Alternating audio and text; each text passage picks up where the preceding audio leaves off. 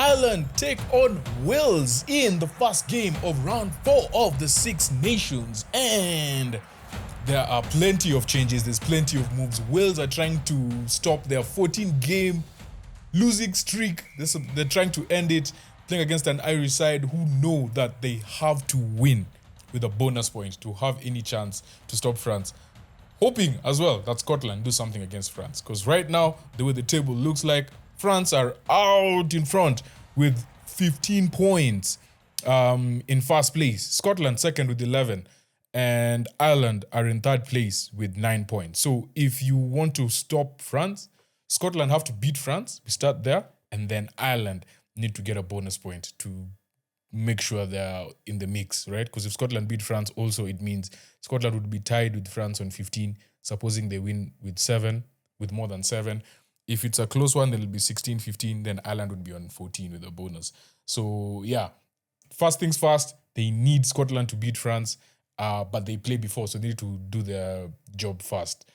Ireland are coming into this game after one of the best Six Nations games I have seen in a long time. Their 42-21 win at Twickenham over England. That game was just immense, insane.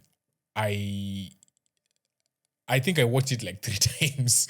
I watched it live, and then I watched it on 2 other occasions.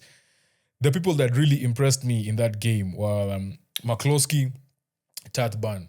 Ban, we kind of know what he does. McCloskey is the one who just played out of his skin. Like, he was insane. So coming into this game, the Irish have made... How many changes have they made? They have made... I can't remember. But what I can tell you is the uncapped Doak is coming. Nathan Doak will be on the bench and could make his debut for Ireland. His teammate Tom Stewart and Munster centre Tom Farrell could also get their first appearances in the competition after being named in the replacements. Then Ulster's Nick Timoney has been selected for his first Six Nations start in the back row. He replaces Josh van der Fleer. The rest of the squad is more or less the same.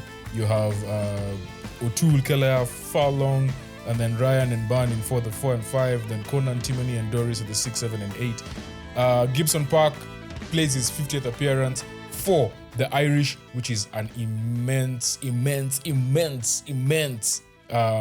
achievement. Crowley continues at the 10. Then Stockdale comes in at the 11. I think he comes on for James Lowe, who got injured in the last game. 14-15 is Balokun and Osborne. And then you have McCloskey and Ringrose at the 12 and the 13. For the Welsh have made 3 changes to the team that lost to Scotland narrowly last week by 3 points. They have brought in Dan Edwards. Returns at fly half after Costello got injured in the last game. He was helped off. He played really well and had to leave injured. So quick recovery to him. And then back row, James Botham replaces the injured Tane Plumtree to make his first start in this season's tournament. Alex Mann switches to blindside flanker. And Ellis Mee comes onto the wing for Gabriel Hamer-Webb, who made his test debut in the narrow loss to Scotland. So when you look at the Welsh team, they really need a big performance. Honestly, they need a big performance. They need to at least not. They're going to get the wooden spoon, but they need to at least. This recovery needs to get started. There's a lot of things that are happening with Welsh rugby at the moment. It's actually quite crazy. I was trying to read into it. I still don't know all the full details, so I will read more into it and possibly make a video about it, but it's a lot. There's a lot that's happening. Financially, the province is fighting. It's just a lot. But you need that feel-good factor. You need to get results where you can. So if they can go to Dublin and get a result against Ireland, the thing with Ireland is there's just moments where they just, like that Italy first half, was one of the worst performances I've seen Ireland play. But one of the big reasons was benched and has not played since then. So, yeah, he's not even on the squad anymore. Prendergast. I was trying not to say your name, but yeah. But with that being said, this is going to be a really, really tough task. A tall order.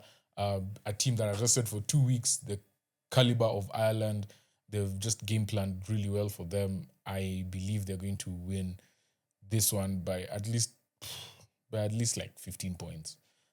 Wales will be in it, but they're also trying to blood in a lot of young players, new players, new players, and young players. So yeah, this is not the game to. If they get a result, it will be one of the biggest of their entire careers or history. But with that being said, just McCloskey, Ringrose at the 12 and 13. And then that 6-7-8 combo is just running rugged. Gibson, Jameson, Gibson Park is playing some of the best rugby I've ever seen him play. And probably had one of the best performances from a 9 in his last game against England in a long time. So they're playing quite well, full of confidence, and they're chasing something bigger. So yeah, all I see here is an Ireland win, Ireland to beat Wales by a good 15-point margin and to keep their Six Nations hopes alive.